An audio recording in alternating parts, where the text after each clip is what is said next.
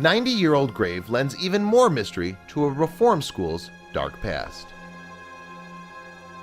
The Arthur G. Dozier School for Boys opened in 1900 in Marianna, Florida, and operated as a reform school for juvenile delinquents until it was shut down in 2011 for budgetary reasons. As early as 1903, there were reports that the school was subjecting its students to severe beatings and other cruel and unusual punishments. Stories about the school's cruelty spread over the years. There were rumors that boys were sometimes shackled for punishment, and in the 1970s, 6 boys died in a fire when they couldn't escape their confines. According to the testimony of former attendees, students were frequently brought out to the White House, where they would receive beatings with a leather strap for their infractions, both real and imagined.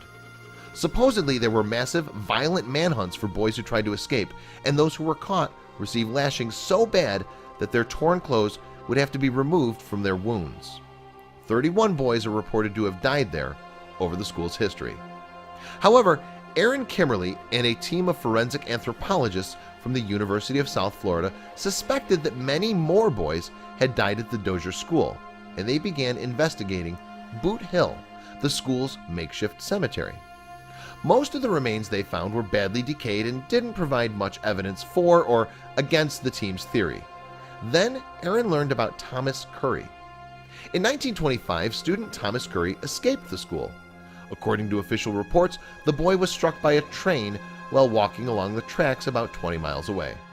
However, his autopsy suggested that he died of blunt force trauma to the head by an unknown object, which didn't match up with the school story at all. Perhaps most importantly, Thomas's body was transported to Philadelphia to be buried in his family plot. Aaron and her team hoped that Thomas Curry's remains would shed light on the abuse that took place at the reform school. She received permission to exhume the nearly 100-year-old grave. First, they dug 6 feet down, where they hit upon his wooden casket. The casket shared the kinds of screws and hinge that had been recovered at Boot Hill, so they were confident that they had found the correct grave. Things looked promising, and they began the careful work of excavating the fragile coffin. However, when they went to open the coffin, Aaron and her team were in for a tremendous shock. When they opened the casket, they found no body at all, just a number of wooden planks. After an extensive investigation, Aaron and her team could find no evidence such as hair or clothing fibers to suggest that a body had ever been in the coffin.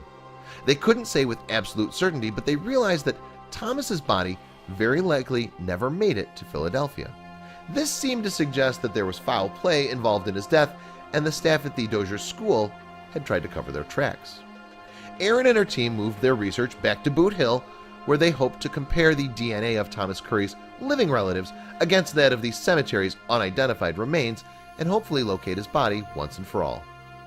They never conclusively found Thomas's remains, but in January of 2016, Aaron and her team published their findings, which suggest that more than 100 boys had been killed at the school between its opening and 1973. Sadly, though, since many of the school's staff members are now deceased and the statute of limitations on most of the worst crimes committed there has passed, it's unlikely that justice will ever be served. Still, former students of the institution take comfort in the fact that the Dozier School is now closed for good. What happened at the Dozier School is truly unimaginable. It's some consolation that the abuses are finally coming to light, but it's frustrating that justice will never likely be served. Share this shocking story with your friends.